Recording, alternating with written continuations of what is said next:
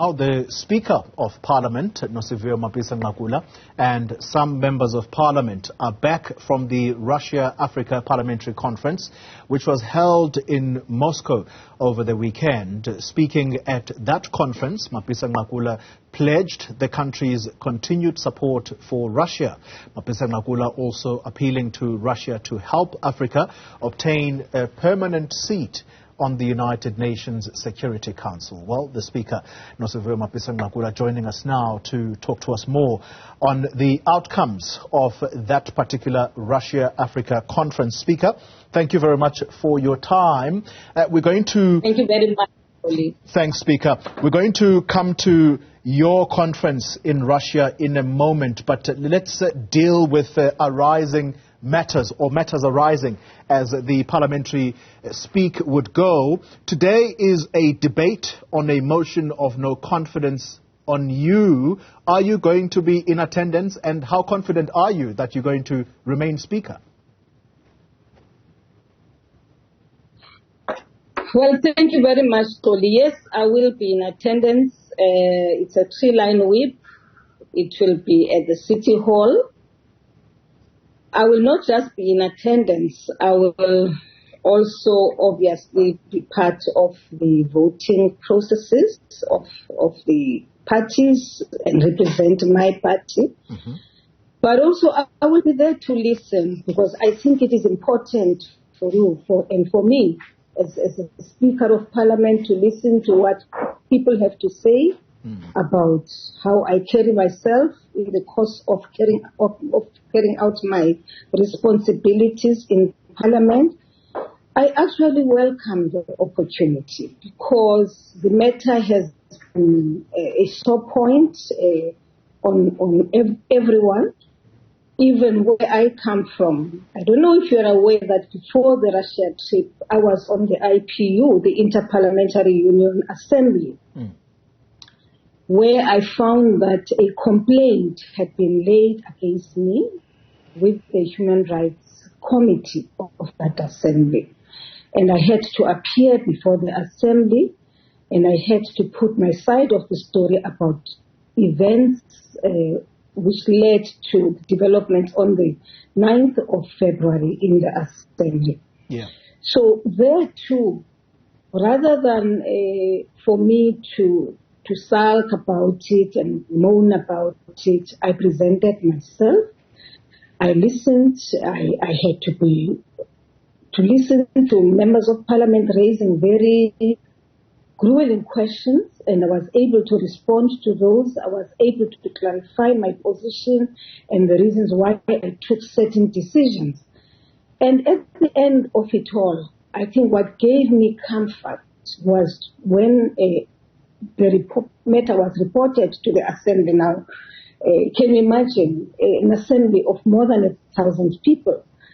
It was said by the chair of that committee, firstly, they thanked the Speaker for availing herself and for responding to the question and for being open about what had happened in South Africa, and went on to say he is appreciating the amount of patience which I had exercised on the day, and that in fact the case is dismissed on the basis that it is inadmissible. It's not a matter which should have been even reported to the Human Rights Committee. So I am relieved about that. I am happy, and I think even this motion, seeing that the motion is based on my conduct on the 9th of February, on the day of the State of the Nation address, if I should be hanged for that, let it be. I would never allow a situation where, because whoever watched that session on the 9th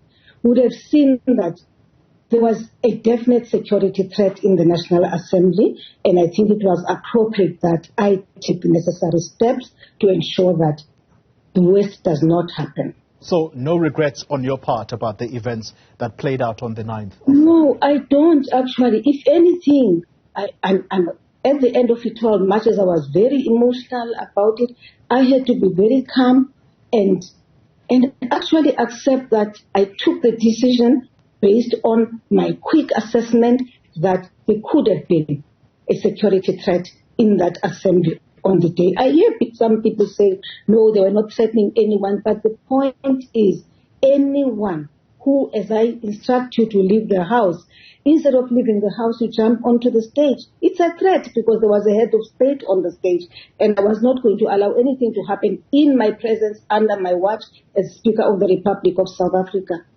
Well, Speaker, we look forward to the outcomes of this debate on the motion of no confidence against you. Let's then go to the Africa-Russia summit. That particular summit, what we have read so far is that it is a summit, or it was a summit that discussed Russia's quote-unquote cooperation with African states. What exactly was the meat of that discussion around cooperation? Actually, Xoli, this was the second conference, Russia-Africa Summit of parliamentarians. And this conference paves the way for a summit which will be held in July in St. Petersburg, which again will be a summit of Russia and African governments. So really, the intention of convening this conference from the side of Russia, the Speaker and the Chair of the NCO of their council, was to inform the parliaments of Africa about that summit which is coming in July. Not only that, to look at how Russia can continue to cooperate with African countries. One thing that we should always bear in mind is that every waste of times when Africa was colonized, and I do want to say that in the case of South Africa, when we were colonized and when we were fighting against that colonialism, Russia is the one country that stood together with us, amongst others. And it was there physically, emotionally, logistically, and even provided a lot of support to students from the liberation movements of our region to study in Russia. And therefore, for me, I believe that the solidarity, it is proper that Russia, 30 years later, should conduct an introspection and say, okay, we gave these people this support at a time when they were fighting against colonialism. Now it is time for us to walk with them as they go through issues of economic development so that their countries can be prosperous. And for me, that I think was very profound, because in the main, it had to do with what role can parliaments play to ensure that as African continents are battling with issues of the economy, as African continent, the African continent is battling with conflict, instability, what is it that they intend as Russia can continue to do? And I can assure you, I was one of the speakers, I took the floor, and I did say we appreciate the fact that beyond colonialism, now the new struggle is hunger. The new struggle is that, yes, we did get our political freedoms. We now need economic freedom, and therefore we need to be assisted to go through all those motions in order for us to ensure that there is proper economic development and growth, and that so that there can be prosperity in our countries. Yeah. Speaker, how I frame this next question is going to be of critical importance, and I beg your indulgence here. South Africa's foreign policy outlook is based on human rights. Those are the values that we espouse in this country, coming from the history of oppression. And so I'm not going to conflate your role as the legislature with the role of the executive, which is run by President Ramaphosa. However, the position of South Africa right now, as espoused by President Ramaphosa, is that we are a neutral party when it comes to Russia's invasion of Ukraine. So the question for you is, as the Speaker of Parliament, do you carry the same view that South Africa is and should be a neutral party when one country has decided to invade another sovereign state, and keep in mind that that history where we come from of oppression is absolutely important? Thank you. You know, Xoli, I will, how do I respond to your question? If you go through my statement, you will not see anywhere where I have contradicted the policy of the Republic of South Africa. If anything, there's always been an appreciation on my side that we in South Africa have always been on the side of peace. We always, our foreign policy objectives advocate for peace. Peace in our continent so that our people can prosper. Yeah. Now, what the policy of the Republic of South Africa, it means that it applies to members of parliament, it applies to government. So our approach to the whole issue of peace and security applies even to Russia. And you know, what I find interesting, Xoli, I should say this. Today, because I led a delegation to Russia, it has become a headline and a controversial issue. But actually, over this past year, I have been serving in a task force of the Interparliamentary Union, which is mediating between Russia and Ukraine. And no one has ever showed interest in understanding what it is that we are dealing with in that task force. Not only that, no one, even in the task force and even in the Interparliamentary Union, to which I presented the report of that task force on the last day of the IPU, no one has ever questioned my stance on the conflict or even the issues and the problems which have developed between Russia and Ukraine. The manner in which I have sought to conduct myself has been such that I truly reflect the position of the Republic of South Africa. Lastly, I do want to say this. South Africa continues to enjoy diplomatic relations with Russia. South Africa's government, I know, will be participating at the summit in July in St. Petersburg.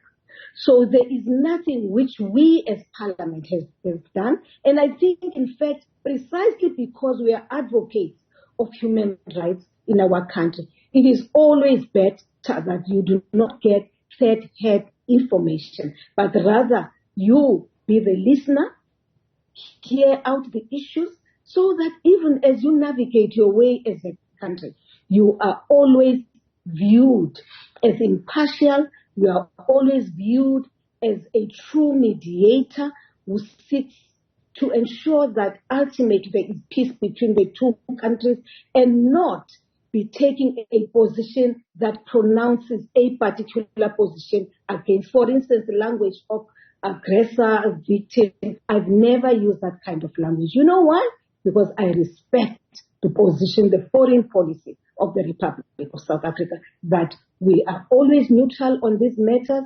Yes, we are advocates for human rights. There could be human rights violations from both sides. I do not want to be dragged into that discussion. And I know that some of what I've seen since coming back yesterday, people are saying, I was there at a time when there was a warrant for Putin because the ICC is going to charge him. I don't know if they are going to charge him. I don't know if it is that the position of South Africa is that now that there's a warrant of arrest against him, that therefore we are going to cut diplomatic ties with Putin. No, I don't know that. If anything, I do believe it was a very good conference, a good opportunity for the African continent to network amongst itself, a very good opportunity for South Africa as well to talk on issues of a multi-polar world and what the stance of South Africa should be, and that, yes, we are advocating that it should be a multipolar world, and that, yes, we are trying to balance things in the world, which there should be no unipolar country, no countries which want to dominate the global village. All of us should be the same. Speaker, let me ask you this question. I mean, I've listened to you now at least for a good 5 minutes, and there seems to be emphasis on your part that you enjoy, or South Africa enjoys, good diplomatic relations with Russia. I'm not hearing you saying that South Africa also enjoys good diplomatic relations with Ukraine. With that said, South Africa is a signatory to the Rome Statute, and we are a signatory, therefore, to the ICC, the International Criminal Court, which has just issued an indictment against President Putin on what they say are crimes against humanity that are occurring in Ukraine. There is a summit in July of the BRICS nations. Is President Putin allowed to come to South Africa? Yeah, I would imagine that for now. I see you're still talking. No, I'm done. I'm done, Minister. I'm done. I've not had a different position from South Africa. I've not heard the president or anyone here saying that because there's a warrant of arrest against President Putin, therefore they will not set their foot. If South Africa is hosting BRICS, I would expect that the heads of state who are members of BRICS will be in South Africa. I would also imagine that South Africa itself will start probing as to the nature of the warrant of arrest and understand what the implications would be then if President Putin will be here in July. So it's not, a warrant of arrest which is issued against an individual. It's not something you jump up and say, oh yes, there's a warrant of arrest. You sit as a country, you reflect on the issues, you analyze the situation, and then you take a decision. Allow me to interrupt you for a second. When you talk about you need to start interrogating what this will mean, the good thing here is that we already have a precedent, and that is President Omar al-Bashir, the former president of Sudan. The Supreme Court of Appeal, do you remember what it said about the operationalizing that warrant of arrest against him? And that was that needed to be done. But the country, South Africa, did not do it. So I'm asking you the question, is that what we are going to do again? Xoli, it is a controversial issue which you are raising, but I also want to provide clarity at a time when that particular decision was taken. Xoli, you will recall that we hosted the AU at a time during that time here in South Africa. At a time when we had, for instance, members of the South African National Defence Force deployed to Sudan. And the moment there was a warrant of arrest, not a warrant of arrest, a declaration here by the courts that President al-Bashir should be arrested. Do you know that, in fact, on that day, the Sudanese soldiers actually encircled and our bases where our people were located? Do you know that our people could have been easily massacred? Yes, they are soldiers. Yes, they were in Sudan. But do you know what the implications of his arrest at the time in South Africa? What could have happened to soldiers who were deployed in Sudan at the time? I don't think anyone has ever given. You've given yourselves the time to understand, have an appreciation of why it ended up the way it did. That at the time South Africa had men and women who were part of a peacekeeping force in Sudan. And that if President al-Bashir had been arrested in South Africa at the time, there could have been a serious battles which would have impacted negatively. We would have lost, we would have suffered serious casualties. I'm just making this statement because sometimes I get a sense that there's information I think we as government may have failed to put out to South Africans so that South Africans are aware of some of the decisions. That was a decision of a court. You are correct. And of course, you may not interfere with decisions of the court. But I also want to tell you about the political implications of that decision and what could have easily happened at the time. So, Speaker, what you are then coming to is exactly what we should be discussing, and that is the respect for the rule of law. So, what you are saying is that Sudan... Respect for the rule of law. Allow me, Speaker. But also for sovereignty of states. All right. We are a sovereign state.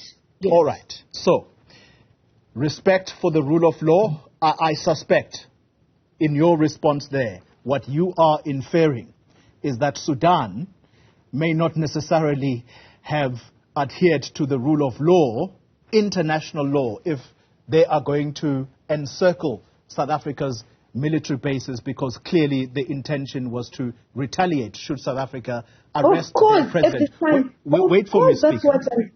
Wait for me, Speaker. And so, here we are.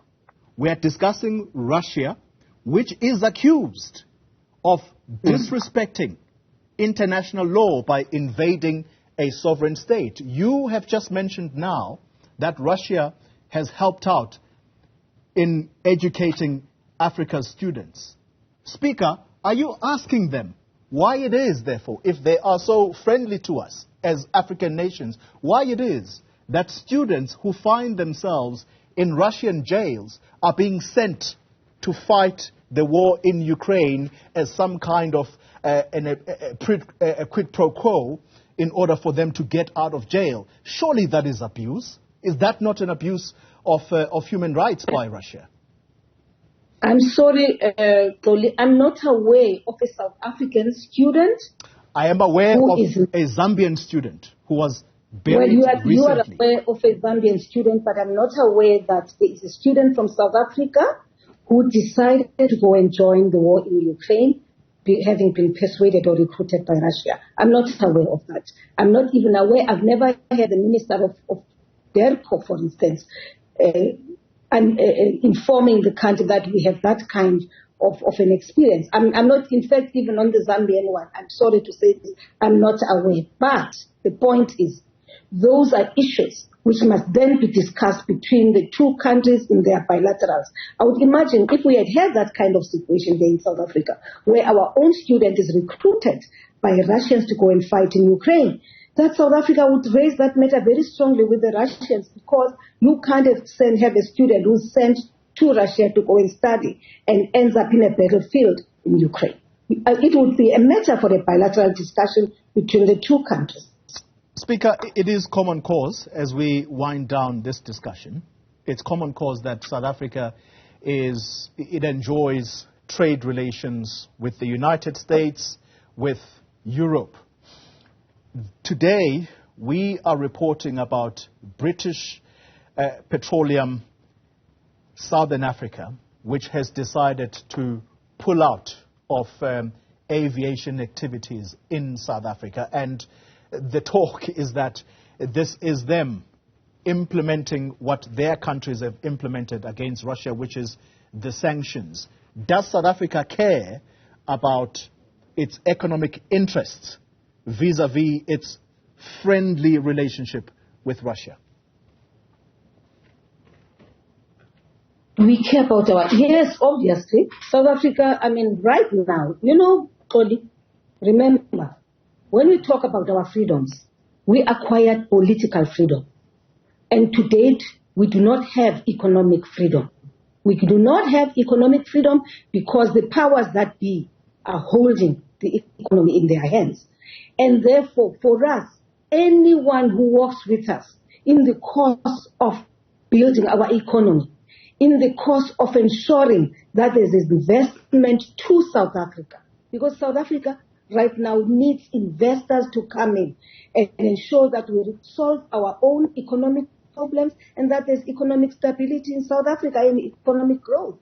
And therefore, I would imagine that whatever the stance South Africa takes, but South Africa would continue as a neutral force to work with everyone in the globe who is interested in investing in South Africa.